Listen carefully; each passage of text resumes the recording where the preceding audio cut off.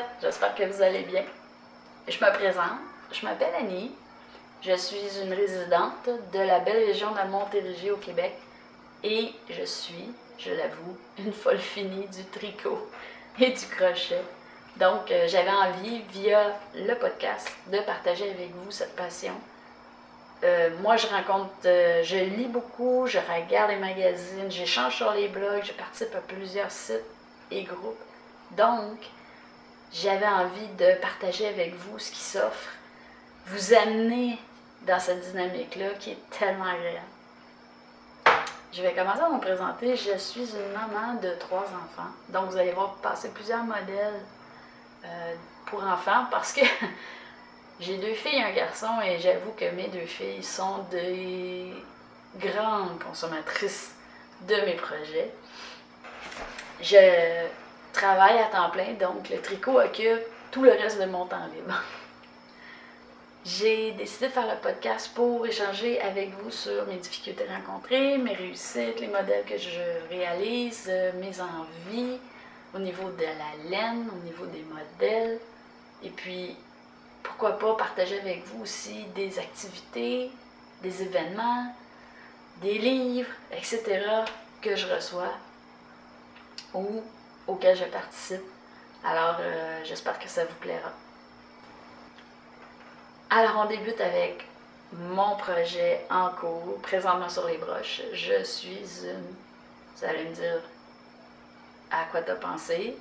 Je travaille sur un chandail de type norvégien en plein été à 30 degrés. Eh oui, mais bon. Ça faisait longtemps que je voulais faire un chandail de type norvégien et j'attendais d'avoir bien maîtrisé la technique, d'être capable de changer ma laine, de suivre les grilles correctement. Je pensais être arrivée à ce niveau-là, alors je me suis lancée dans la production de ce fameux projet que je voulais faire depuis longtemps. J'ai décidé de choisir un modèle pour mon mari.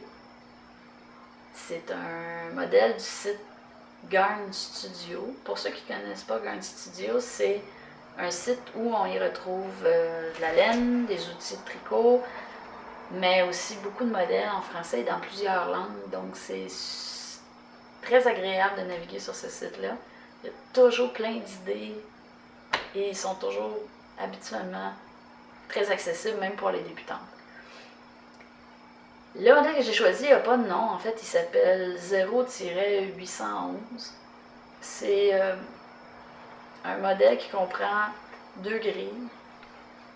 La première grille, c'est la section du bas ici, c'est des boîtes avec des X et une couleur contrastante avec la couleur de base qui s'alterne. Et une section qui est en fait 3 rangs de la couleur de base, un rang de la ligne contrastante. Alors c'est pas trop. Le modèle norvégien, habituellement, ils peuvent paraître très chargés. Je le trouve pas trop chargé celui-là, c'est pour ça que je l'ai choisi. D'ailleurs, la manche, elle est simplement rayée avec une section ici de la grille. Juste une boîte de la grille, donc encore là, c'est pas trop intense. Ce que j'aime dans ce modèle-là, c'est justement la simplicité. Je croyais que ce serait quand même compliqué de suivre cette grille. Et non, en fait, après l'avoir fait une fois ou deux, ça devenait naturel de savoir quelle couleur on devait mettre à quel endroit. Donc, vraiment, ça s'est vraiment monté très vite la section du bas ici avec la grille. Ma déception peut-être un petit peu, c'est en fait mon choix de couleur. Moi, je n'étais pas sûre finalement d'avoir choisi les bonnes couleurs pour réaliser ce chandail-là. Sur le modèle de base, on suggérait un fond de couleur gris foncé, presque noir, une ligne un peu brune et puis un contraste avec de la couleur rouge très, très flash. Pour ma part, je ne voulais pas aller avec cette palette de couleurs-là, donc j'avais choisi bleu, gris avec comme couleur de contraste le vert gazon. Le problème avec mon modèle, c'est que le bleu et le gris, ça va très bien, mais le vert gazon, à l'intérieur du gris, ça ressort pas du tout. Alors ça, c'était un petit peu décevant. Mais mon mari l'aime, alors s'il l'aime, je suis très contente.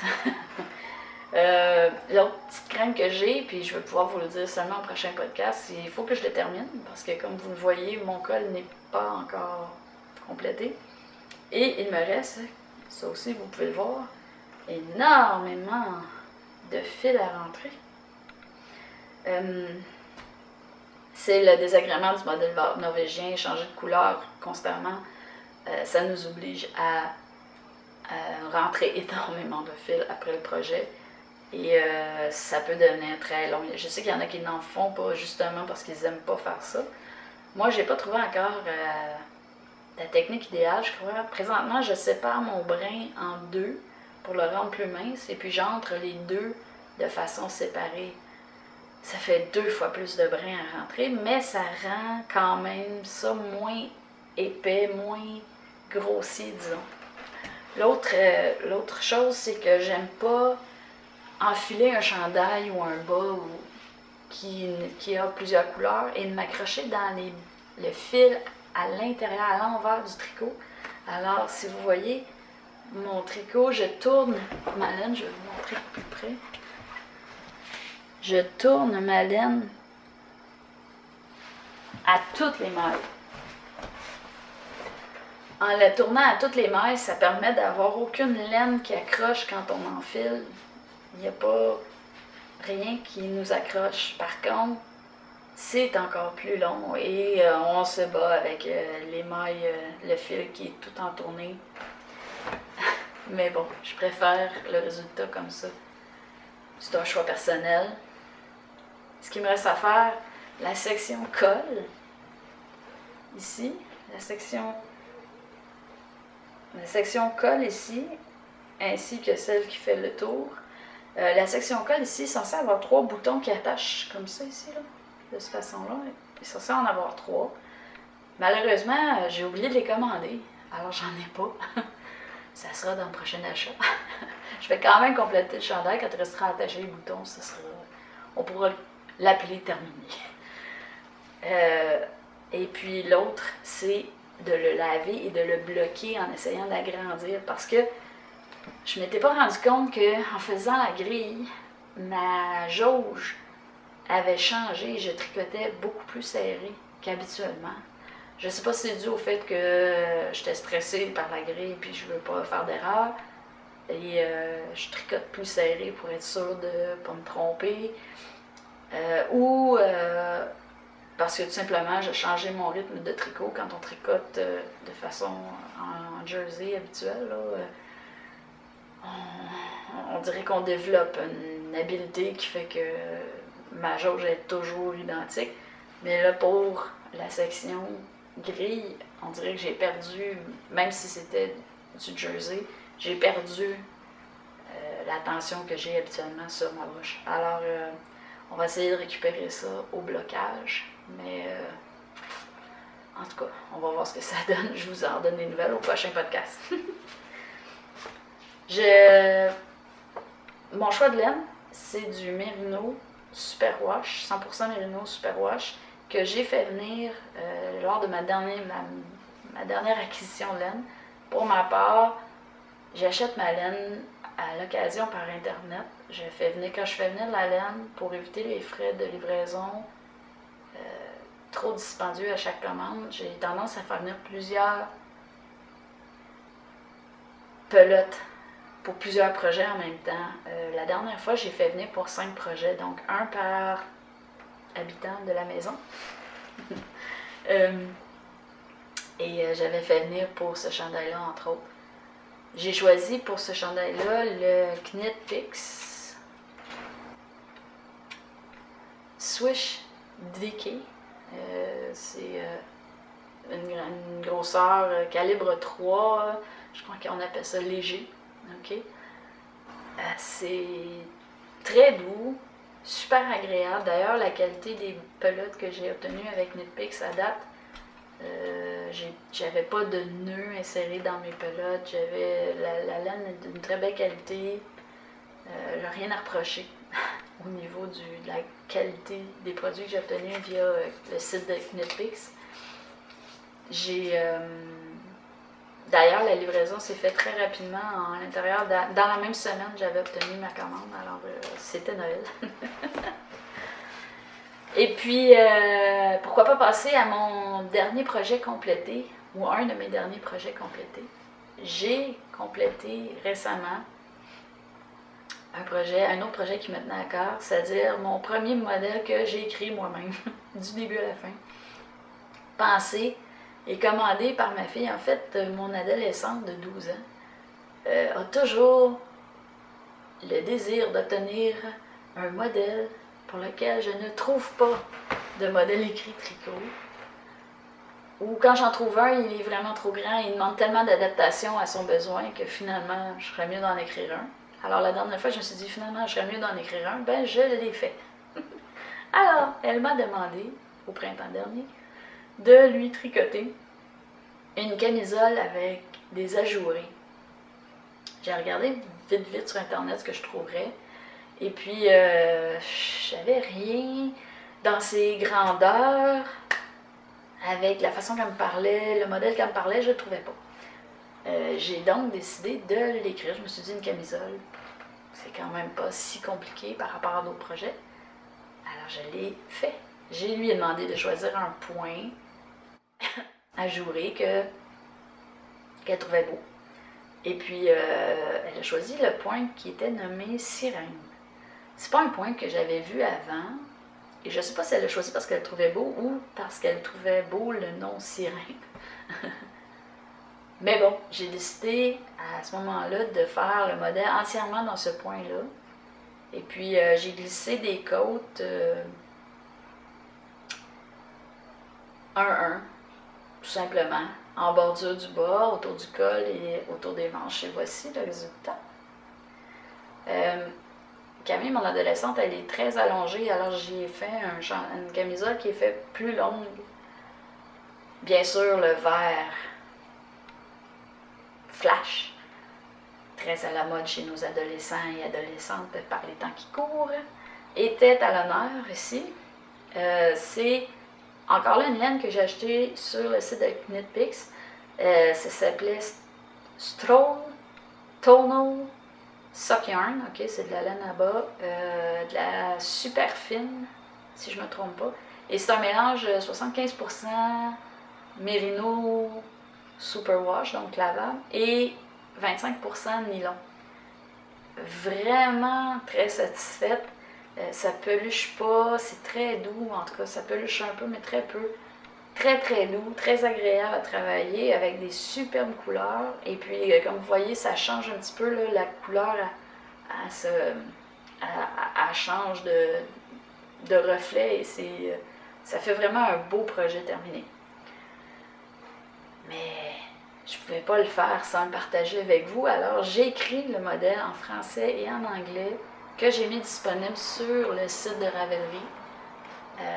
Vous pouvez le downloader complètement gratuitement. Vous pouvez le télécharger gratuitement et puis réaliser le même projet. Puis ça serait super le fun de voir ce projet-là fait par quelqu'un d'autre, terminé et avoir vos commentaires. Je l'ai fait en 2 grandeurs, puisque j'ai 2 filles, j'ai fait les mesures pour du 8-10 puis du 12-14. Donc ça devrait quand même couvrir un petit peu plus large le scope enfant, grandeur enfant. Mais bien sûr, il s'ajuste. Vous n'avez qu'à prendre vos mesures. C'est un modèle qui étire aussi beaucoup à cause du point. Le point sirène, c'est super le fun parce que, en fait, c'est la première fois que j'en faisais un de ce type-là. C'est-à-dire qu'au fur et à mesure qu'on le tricote, on a une rangée où on fait 3 fois le tour de notre aiguille avant de tricoter la prochaine maille. Et en faisant ça, ça fait des mailles qui sont très longues une fois qu'on débarque au rang suivant. La laine qu'on avait entournée autour de l'aiguille, ça fait des mailles très longues. Et puis pour faire la jourée, ça fait une maille allongée. Puis ensuite, pour faire la jourée, on tricote les 3 mailles ensemble 3 fois, ce qui donne cet aspect-là d'un petit peu étiré, mais ça lui donne aussi la capacité de s'ajuster en fonction des tailles, des grandeurs. Je pense que ça fait le tour pour mon projet terminé. Maintenant, j'aimerais, pour terminer, glisser un mot sur une activité, un festival qui va avoir lieu en Outaouais à Saint-André-Avelin le 24 et 25 août prochain. Je vais essayer d'aller y faire un tour. C'est le festival de la fibre et du textile, je crois. Ils ont au-dessus de 80 exposants, ils ont au-dessus d'une vingtaine d'ateliers. Vous pouvez aller sur leur site internet, je vais mettre le lien. Et puis, vous pouvez vous inscrire à des ateliers. Pour y aller, c'est simplement un frais de, je crois que c'est 5 $ pour entrer dans le complexe. Et puis, à l'intérieur, je suis sûre qu'on va y trouver des produits fantastiques, des artisans incroyables. J'espère pouvoir aller y faire un tour, j'espère vous y voir, j'espère que vous allez m'y voir. Je dois d'ailleurs faire voter un budget pour cette activité, cette sortie. Mais bon, si vous m'y croisez, ne vous gênez surtout pas. Faites-moi un petit coucou, je vais prendre les minutes qui vont suivre pour discuter avec vous. Vraiment, j'espère pouvoir aller y faire un tour. C'est quelque chose de très très rare au Québec, ce type de festival.